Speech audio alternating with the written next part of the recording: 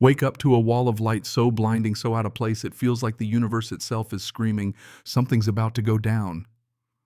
That's what happened to me at 3 a.m., deep in Montana, camped out by my own lake, a place my family's owned for over 60 years. One second I'm tangled up in my old flannel sleeping bag. Next thing there's cop flashlights tearing holes in my tent and the president of the local HOA, Bethany Crowell, face set like she'd chewed lemons for breakfast, standing out there barking accusations like she owned the sky. Trespassing, she said, on my own land. Yeah, you heard that right.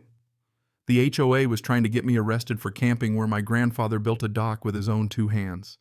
That night, the whole world tilted, and I realized I wasn't just fighting for a campsite. I was about to dig up a hornet's nest of lies, theft, and secrets these folks never wanted to see daylight. So let me back up a sec. It started with that wall of light, white cold, blasting through nylon like the end of the world. My heart was jackhammering, boots nowhere to be found, adrenaline saying run, but sense telling me to listen. Outside, 3 deputies' guns not quite drawn, but definitely thinking about it. And Bethany, arms crossed, lips tighter than a bank vault. "There he is," she says loud enough to wake the dead. "That's the man. He's trespassing, camping illegally, running a commercial operation without a permit. The lead deputy asks for ID, tells me I'm on HOA property." I just stare. "You're standing on Carter land," I say. Bethany scoffs, heels grinding into the gravel like she wants to see bones. The cop wants proof, so I unzip my waterproof case and hand over the deed dated 1960, complete with water rights survey stamped by the county, all filed before Bethany's HOA was even a twinkle in a developer's eye. He flips through it, brow furrowing, and finally turns to Bethany. "Ma'am, this parcel is not under your HOA's jurisdiction." Bethany hisses about visual proximity and smoke drifting into her McMansion enclave, but the deputies, well, they know a land dispute when they see one. They step back, file their report, and Bethany storms off in a hail of gravel, vowing this isn't over. You'd think that'd be the end, right? Nope. That was just the opening act. When the sun finally crawled up over the lake, I found 5 orange violation notices nailed to my gate, flapping like angry flags. Lake contamination, unauthorized fire, excessive noise, even unpermitted commercial activity, each one signed by the Meadow Ridge HOA Safety Committee, not a single county stamp in sight. This wasn't law, it was pure intimidation. Sheriff Morales showed up, eyeing the stack of citations and confirming what I already knew. Every complaint came from the same HOA IP address, filed in a caffeine-fueled marathon overnight. Morales levels with me. "They're hoping you don't know the boundary lines," he says. "I do, and so does he, but the HOA doesn't care. They want me gone, and they're going to keep turning up the heat until something gives. Word is they're pushing for shoreline redevelopment. If I stop camping, they can claim my unused land is an environmental risk, try to seize it. That land isn't unused," I say. "It's mine." But people like Bethany, if they can see it, they think they own it. I take down every violation, stack them on the old camp table, and spot something off a map attached to each notice with my property lines, quietly redrawn my lake suddenly inside their HOA recreational buffer. Fraud, plain and simple. They're not just testing boundaries, they're trying to rewrite them. I start photographing everything like Dad used to say, paper beats noise. The more I dig, the uglier it gets. Not long after, Bethany herself rolls up, blazer sharp as her tongue. She's not interested in talking. She wants me to sell my shoreline easement, pack up, and comply. She drops the word lifestyle like it's a diagnosis. "Your lifestyle is incompatible with Meadow Ridge's direction."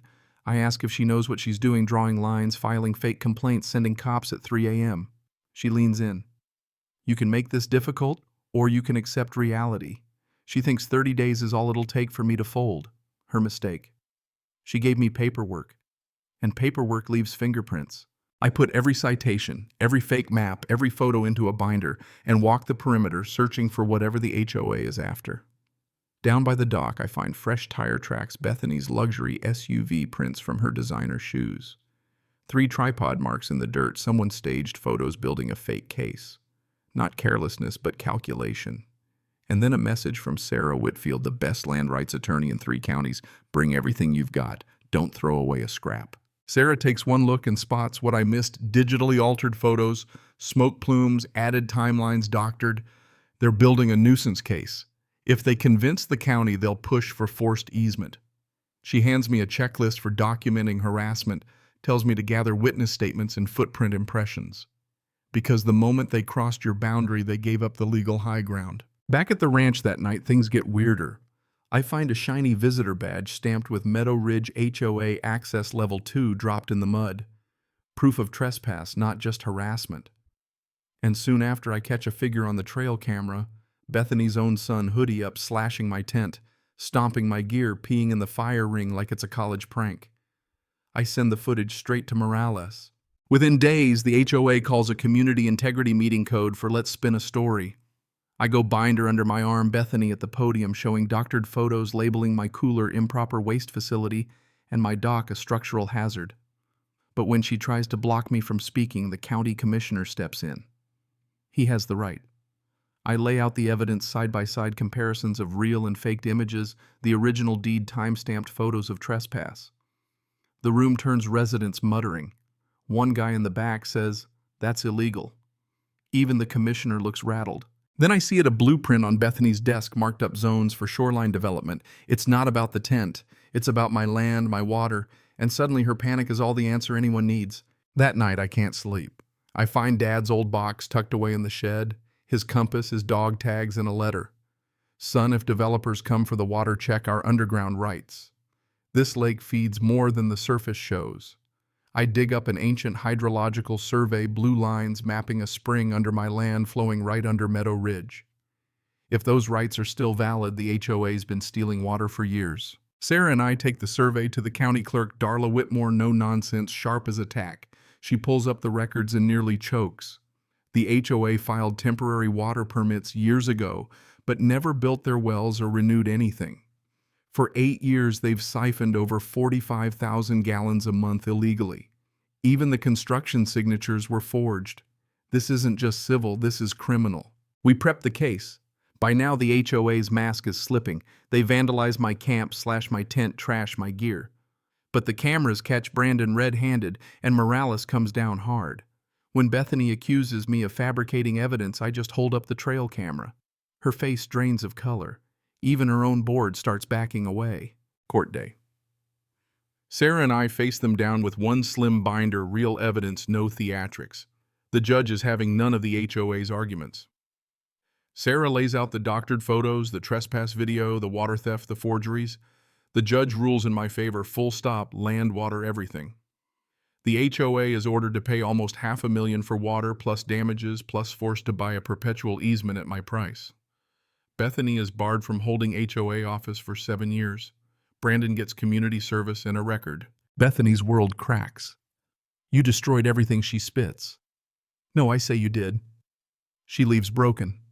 The rest of them shuffle out like survivors of a shipwreck. Back at the ranch, I fix my camp, set the old coffee percolator to boiling, and walk out onto the dock Dad built. The water's calm gold with morning sun. For the first time in months, peace isn't something borrowed, it's something earned. Justice didn't come in a blaze. It came with evidence, grit, and refusing to be bullied by people who thought rules only applied to others. You know, my dad always said land is memory, but it's also responsibility. The fight's over for now. The Carters still own the lake, the spring, the story. But the real lesson: when power gets abused, when lies get loud, there's always a reckoning. Sometimes quiet, sometimes wild, but always coming. So tell me, where do you draw the line between authority and abuse? Have you ever stood up for what's yours? Drop a justice in the comments or share your own story if you've tangled with folks like this. Let's hear what you think about where the line really is. And hey, if you're still here, stick around. This fight's not the only one I've got in me. Cảm ơn các bạn đã xem video.